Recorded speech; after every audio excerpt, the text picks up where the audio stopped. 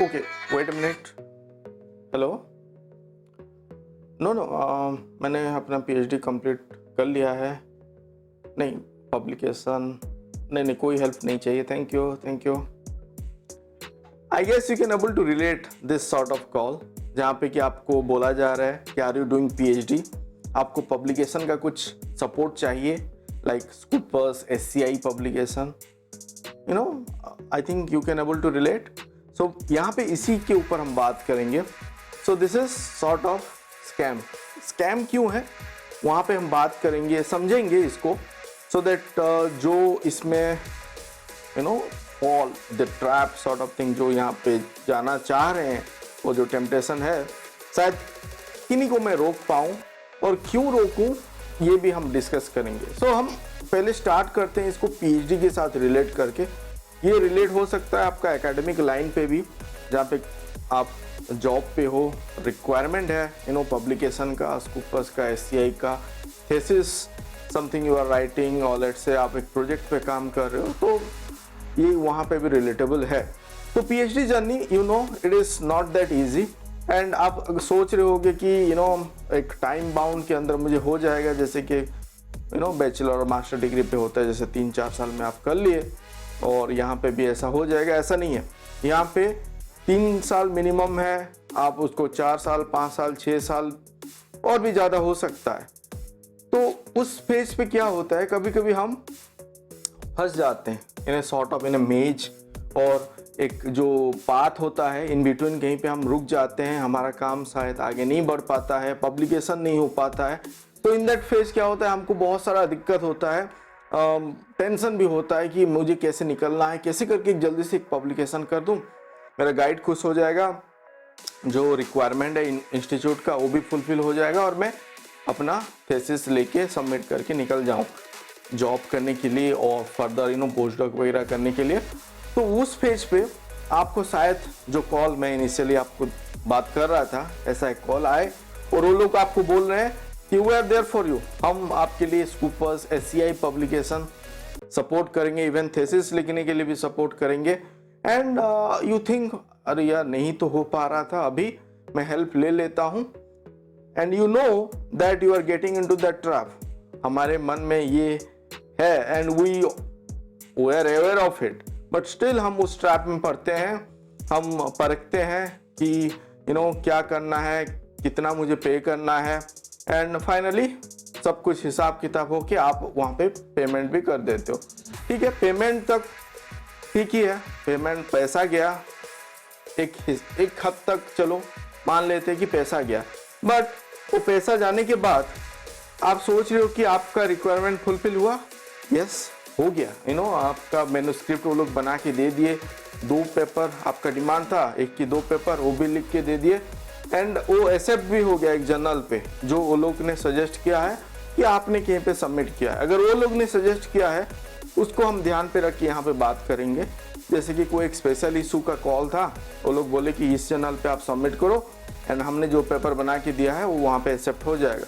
और आप भी बोल रहे हो कि ओके ठीक है, स्कूपर्स है, शायद एससीआई इंडेक्स है, इम्पैक्ट फैक्टर भी है, तो मैं वहाँ पे कर लेता हूँ। तो वहाँ पे आपने ये पेपर, जो लोग, ये आपका पेपर नहीं है, जो उन्होंने बना के दिया है, आपने सबमिट किया है, तो हो गया। एंड नाउ आप अभी मौज में हो, अपना थेसिस बना के अभी आप सबमिट कर लिए, एंड यू आर थिंकिंग कि you know you will get your degree, और I think you will get your degree as well, degree भी मिल जाएगा। इन बिटवीन दैट और आफ्टर दैट क्या हो सकता है उसको हम बात करेंगे। जैसे कि जो मैं ट्रैप बोल रहा था, शायद वो ट्रैप का इफेक्ट अब स्टार्ट हो, और हो भी रहा हो, शायद किन्हीं के साथ ये गुजर भी रहा हो।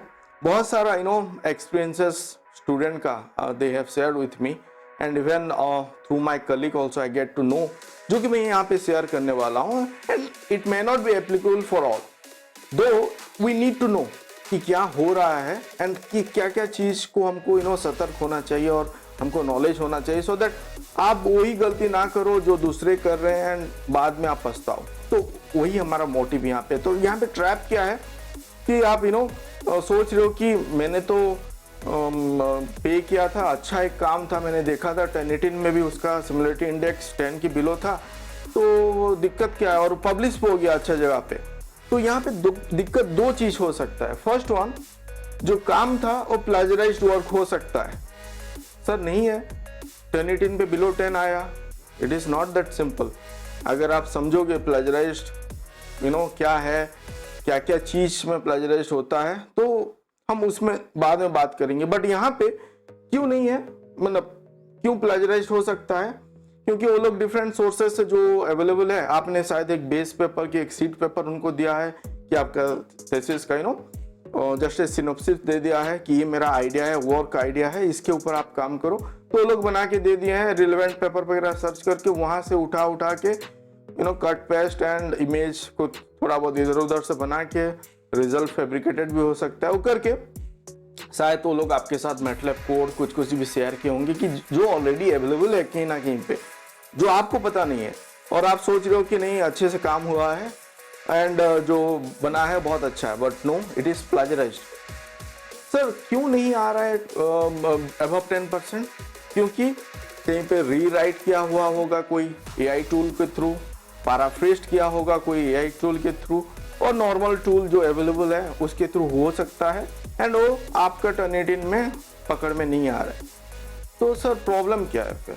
प्रॉब्लम ये है, बाद में प्रॉब्लम आता है, मिस एथिकल इश्यूज आता है, जब वो और कहीं पे पकड़ा जाता है, जब रीडर उसको पढ़ते हैं, उनको समझ में आ जाएगा कि मेरा काम है, ये बंदा मेरा काम बोल के पब्लिश किया है, वो लोग समझ में आ जाएगा, वो लोग कंप्लेन करेंगे to your institute, to you and to the publisher, तो वहां पे फिर दिक्कत आता है। तो एक हो गया कि प्लेजराइज्ड वर्क हो सकता है जो आपका काम था, एंड दूसरा क्या है जो डेंजरस चीज यहाँ पे हो सकता है, दूसरा है कि पोएट्री जर्नल हो सकता है जो स्पेशल इशू पे आपने सबमिट किया हो, कि वो लोग जो सजेस्ट किए हैं वो जर्नल पोएट्री हो सकता है। नहीं सर, वो तो Scopus index, web of science index है, लेकिन स्टिल बहुत सारे जर्नल शायद आपकी नॉलेज में हो जो 2020 ऑनवर्ड्स और उससे पहले भी और अभी भी डी इंडेक्स हो चुका है स्कूपस से, वेब ऑफ साइंस से। आप अगर सर्च करोगे in Google, journal that are de-indexed or being removed from Scopus or Web of Science, you will get to know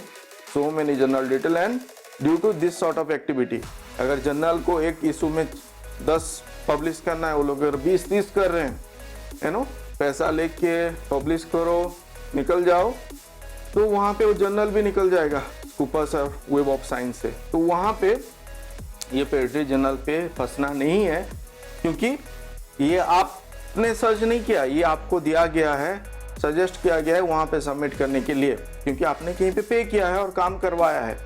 तो यहाँ पे कुछ ऑथर रेस्पॉन्सेस शायद शेयर करता हूँ सो दैट आप रिलेट कर पाओ।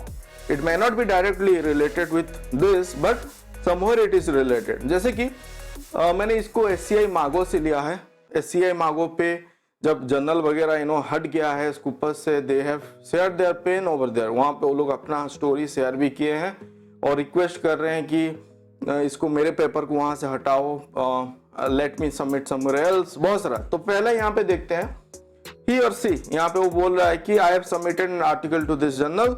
मैं यहाँ पे जर्नल और ऑथर नाम मेंशन नहीं कर रहा हूँ। जून 2020 पे सबमिट किया था, 2 साल पहले sort of, and after 9 month my paper has been accept हो गया, but they asked to pay, and वो पे भी कर दिया। पे करने के बाद immediately there was no such response for several month, and वो पेपर पब्लिश नहीं हुआ। एक्सेप्टेंस लेटर मिल गया है बट पेपर अभी तक पब्लिश नहीं हुआ है। तो इट इज सॉर्ट ऑफ आप अभी गुलाब जामुन मुंह में ले लियो बट खा नहीं पा रहे हो, उस टाइप का सिचुएशन है। एंड थीसिस आप लिख लिए हो, अभी रिव्यूअर के पास गया है, कमेंट आने के बाद पता चला कि वो जर्नल आपका पब्लिश नहीं कर रहा है, आप रिलेट करो। एंड सिमिलरली और एक रेस्पॉन्स देखते हैं, यहाँ पे वो बोल रहा है कि एक ऑथर कि I had uploaded a paper this to this journal, and the paper managing editor को मैं मेल भी भेज रहा हूँ, and there is no response from them, and I asked them to delete my paper but वो delete भी नहीं कर रहे हैं, शायद वो प्रोसेस हो गया था through some pages, and but वो कुछ रेस्पॉन्स ही नहीं है।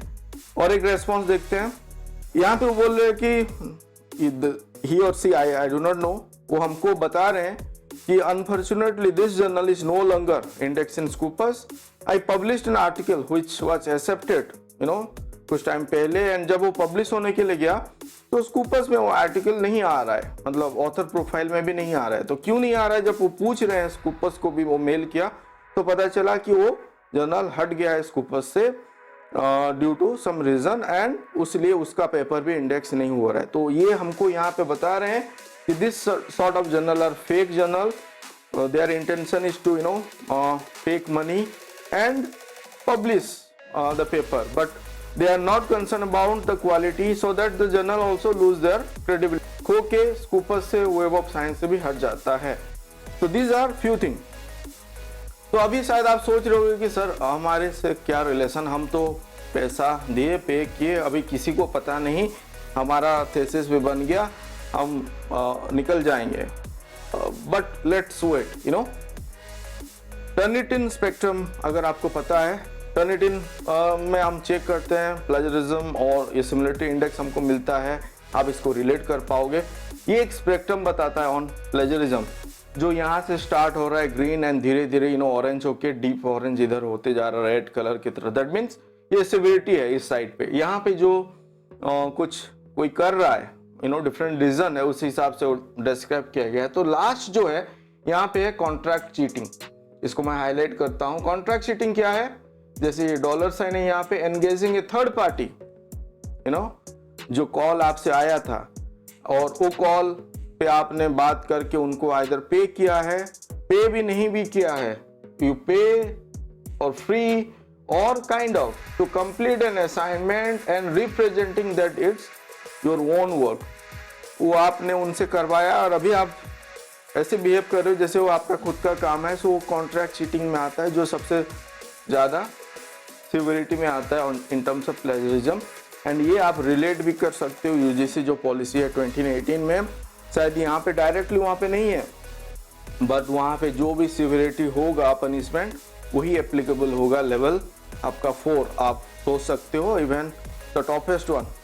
तो वहाँ पे आपका काम रुक भी सकता है अगर इसके थ्रू अगर किसी को पता चला, योर सुपरवाइजर और इंस्टीट्यूट और दे गेट टू नो, तो आपका थेसिस आप सबमिट भी शायद कर ना पाओ, और you will be not allowed to submit for few more year, और कि आपको और भी कुछ हो सकता है। तो नॉट टू रिपीट और do such kind of thing which will आपका जो एकेडमिक क्रेडिबिलिटी है वो स्टेक पे आ जाएगा और हम लूज आउट कर जाएंगे हमारा क्रेडिबिलिटी और आपका रेपुटेशन वगैरह। तो नहीं करना है। तो this is what this can happen without knowledge. एक हो सकता है क्योंकि आप टेंशन में थे, आपको प्रेशर था सुपरवाइजर का, इंस्टीट्यूट का, कि नहीं यार करना है। सुपरवाइजर का भी कभी कभी गलती होता है, दे आर ग्रीडी नेचर और नीड कि नहीं मुझे SCI क्वार्टाइल 1 और 2 चाहिए, स्कॉलर करेगा तो उनका भी प्रोफाइल बनेगा, वो होता है but in that phase they do not no कि आप पीछे को कैसे काम कर रहे हो। तो वहां पे जब अगर करोगे आप डूबोगे, आपका सुपरवाइजर डूबेगा, तो आप सोचो कि आप फिर कितने अंदर फंसोगे। तो ये नहीं करना है। तो विदाउट नॉलेज जो हो सकता है गाइडेंस, तो यहाँ पे आप टेंशन में थे लेकिन उसके बाद और भी सीवियर स्टेज पे आ जाओगे जहाँ पे फिर आपको पीछे जाना मुश्किल है। तो वो नहीं करना है। I am not here to आपको ये लग रहा होगा कि सर डरा रहे हैं, ऐसा नहीं है, जस्ट अवेयरनेस सो दैट हम वो रिपीट ना करें गलती जो दूसरे कर रहे हैं। और अगर दूसरे कर रहे हैं आपको पता है, उनको रोकना है। दूसरा चीज यहाँ पे वही है, आप कॉल के बाद ही वो मिस्टेक हुआ और वो पोजीशन पे आप आ रहे हो, सिचुएशन पे आ रहे हो। और दूसरा है विथ नॉलेज, अगर आप ये स्टेज पे हो अभी you get to know all sort of thing, plagiarism के बारे में, एथिकल इश्यूज क्या होता है, पब्लिकेशन एंड रिसर्च एथिक्स के बारे में आपको क्लियर कट नॉलेज है। Then you know the tools, आपको कहाँ तक यूज करना है, कैसे यूज करना है, एथिकली बाउंड्री में रह के कैसे यूज करना है। Then obviously you will get to learn and आपका काम भी अच्छा होगा। एंड जो पब्लिकेशन का फियर है वो भी नहीं रहेगा। आई एम श्योर आपका अगर जो प्रेजेंटेशन अच्छा है, आपने अच्छे से काम किया है, मेथड्स वगैरह सही से फॉलो किया है, आपने अच्छे से रिप्रेजेंट किया है, इमेज कैसे अच्छे से ड्रॉ करना है, आपको पता है टेबल वगैरह कैसे रखना है, इक्वेशन कैसे लिखना है एंड टेम्पलेट कैसे बना के सबमिट करना है। सो योर जो फियर है रिजेक्शन का वो नहीं रहेगा। शायद रिव्यूअर से कुछ कमेंट आया जिसके थ्रू आप इम्प्रोवाइज करके नेक्स्ट चांस में वो एक्सेप्ट भी हो जाए। दिस इज व्हाट आपको ये प्रोसेस में अगर आप जाओगे तो अल्टीमेटली आपका पेपर भी बनेगा एंड पेपर पब्लिश होने के बाद शायद you eligible to submit your thesis. आपको शायद लग रहा होगा कि अभी तो पब्लिकेशन का नहीं है दिस सॉर्ट ऑफ रेगुलेशन पे भी यूजीसी रेगुलेशन, बट स्टिल आप जब एनरोल कर रहे होगे there are expectation from supervisor और from the university due to this ranking and sort of thing. तो आपको करना ही होता है कहीं जगह पे। आई विल नॉट से कि करना ही है, बट करना ही होगा।